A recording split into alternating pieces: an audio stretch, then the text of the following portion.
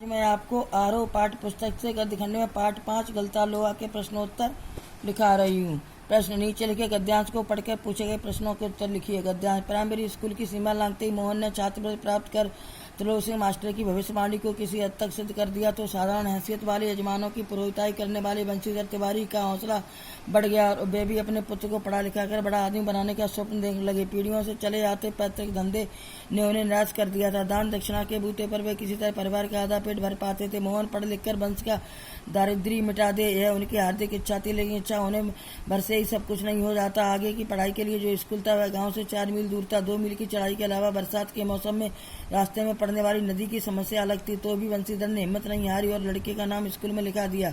बालक मोहन लंबा रास्ता तय कर स्कूल जाता और छुट्टी के बाद थका मांदा घर लौटता तो पिता पुराणों की कथाओं से विद्या विसनी बालकों का उदाहरण देकर उसे उत्साहित करने की कोशिश करते रहते। प्रश्न काखंड। बंशीधर का हौसला कब बढ़ गया?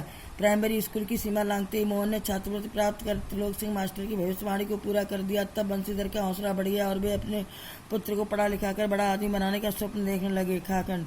मोहन के पिता बंशीधर का कारोबार क्या था? उत्तर। मोहन के पिता बंशीधर का कारोबार पुरोहित धार्मिक कार्य करना था। उसी से वे अपना तथा परिवार का भरण पोषण करते थे। गाखंड। मोहन के पिता अपने परिवार का खर्चा कैसे चलाते थे तथा उनकी हार्दिक इच्छा क्या थी? उत्तर। मोहन के पिता दान दक्षिणा के बूते पर किसी तरह परिवार का आधा पेट भर पाते थे और उनकी हार्दिक इच्छा थी कि वे मोहन को खूब पढ़ा लिखा कर बड़ा आदमी बनाए जो उसके वंश की गरीबी को दूर कर सके।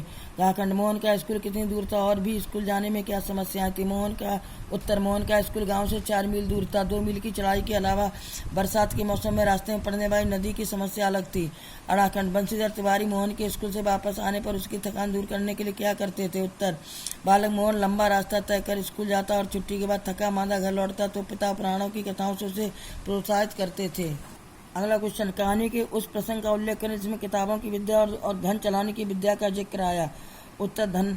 धनराम लोहार का बालक था। उसके दिमाग में गणित नहीं बैठता था। मास्टर त्रिलोक सिंह उसे 13 का पहाड़ा पढ़ाते, थक जाते थे और संटी से पीटते थे। उधर धनराम के पिता गंगाराम उसे लोहार का काम सिखा रहे थे। वे उसे सांड चलाना, धौकनी फूंकना, हथौड़ा चलाना तथा घन चलाना सिखा रहे थे। वे भी गलती करने पर उसे छड़ी या हत्थे से पीटते थे। इस प्रकार धनराम एक साथ 2 विद्याएं सीख रहा था, पढ़ाई की विद्या तथा लोहार कर्म की विद्या। अगला क्वेश्चन। धनराम मोहन को अपना प्रतिद्वंदी क्यों नहीं समझता था? उत्तर। धनराम स्वयं को नीची जात का तथा मोहन को ऊंची जात का समझता था। दूसरे मोहन कक्षा में उससे अधिक होशियार था, इसलिए मास्टर त्रिलोक सिंह ने उसे कक्षा का मॉनिटर बना दिया था। तीसरे मास्टर जी कहा करते थे कि भाई एक दिन बड़ा आदमी होकर उनका तथा स्कूल का नाम करेगा। इस सब बातों के कारण धनराम मोहन से स्पर्धा नहीं करता था, उसने उसे अपने से ऊंचा मान लिया था। अगला क्वेश्चन। धनराम को मोहन के किस व्यवहार पर आश्चर्य होता है और क्यों? उत्तर। धनराम को मोहन के हथौड़ा चलाने और लोहे की छड़ की गोलाएं देने की बात पर आश्चर्य हुआ। उसे मोहन की कुशलता पर इतना अधिक आश्चर्य नहीं हुआ जितना कि उसके निरभिमानी व्यवहार पर। मोहन पुरोहित खानदान का पुत्र था, उसे ऊंची जात का माना जाता था। कोई ब्राह्मण बालक लोहार जैसे निम्न जाने वाले कार्य में हाथ नहीं डालता। धनराम को इसी बात पर आश्चर्य हुआ कि मोहन ने अपनी जात को भुलाकर यह काम कैसे स्वीकार कर लिया। अगला क्वेश्चन। मोहन के लखनऊ आने के बाद के समय के लेखक ने उसके जीवन का एक नया अध्याय क्यों कहा है? उत्तर। लखनऊ आने के बाद मोहन के जीवन में परिवर्तन आ गया। यहाँ उसे अपने घर से दूर रहना था। गांव में रहने पर उसकी शिक्षा के दरवाजे बंद थे, यहाँ आकर भी रास्ते खुले, उसे पढ़ने का अवसर मिला। साथ ही उसे नौकर की तरह रहने के लिए भी विवश होना पड़ा। चाहे यह अध्याय बहुत सुखद नहीं था परंतु था तो नया अभ्यास ही। अगला क्वेश्चन। मास्टर त्रिलोक सिंह के किस कथन को लेखक ने जबान के चाबुक कहा और क्यों? उत्तर। मास्टर त्रिलोक सिंह ने धनराम को ये शब्द कहे, तेरे दिमाग में तो लोहा भरा है रे विद्या को ताप कहाँ लगेगा इसमें।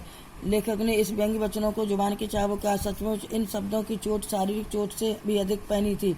मास्टर जी ने यह कहकर धनराम का मानसिक बल गिरा दिया, उसके मन पर बैठा दिया कि वह बस लोहार का काम सीख सकता, विद्या नहीं सीख सकता। अगला क्वेश्चन। बिरादरी का यह सहारा होता है। किसने? काखंड। किसने किससे कहा?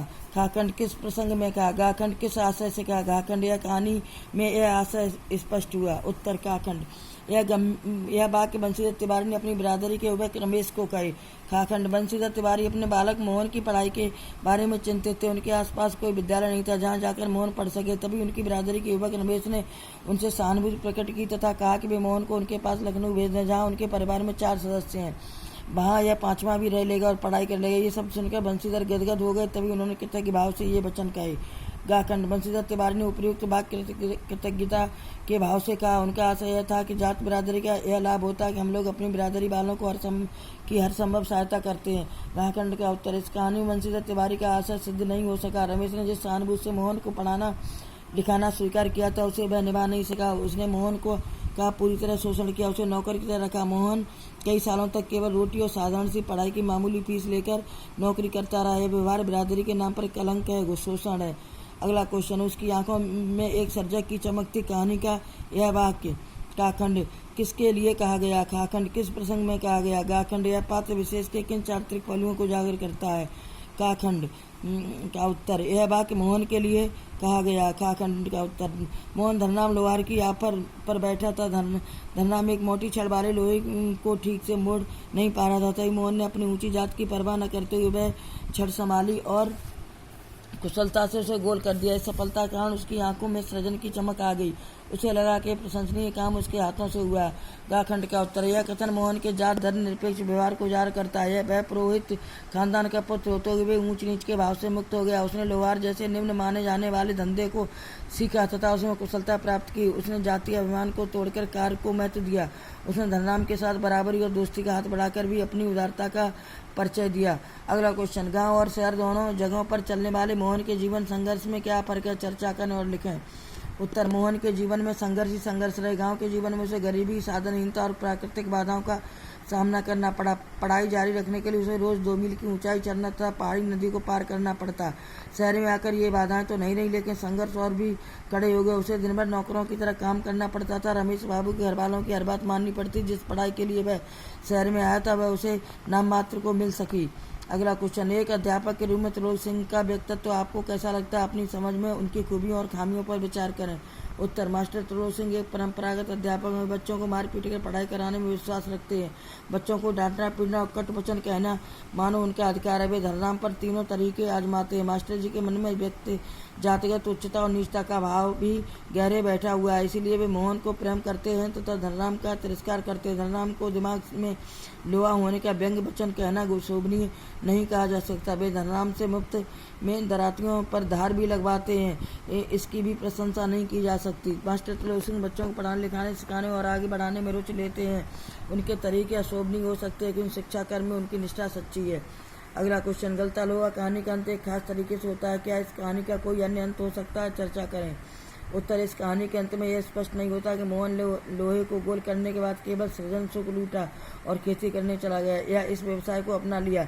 यह लेखक सांकेतिक रूप में महावंशीधर तिवारी को भी आया दिखा देता और उसकी पीठ पर शाबाशी का हाथ रख देता तो कहानी और भी अधिक प्रभावी और स्पष्ट हो जाती। बच्चों, पाठ पूरा हुआ। प्रश्नोत्तर लिखें।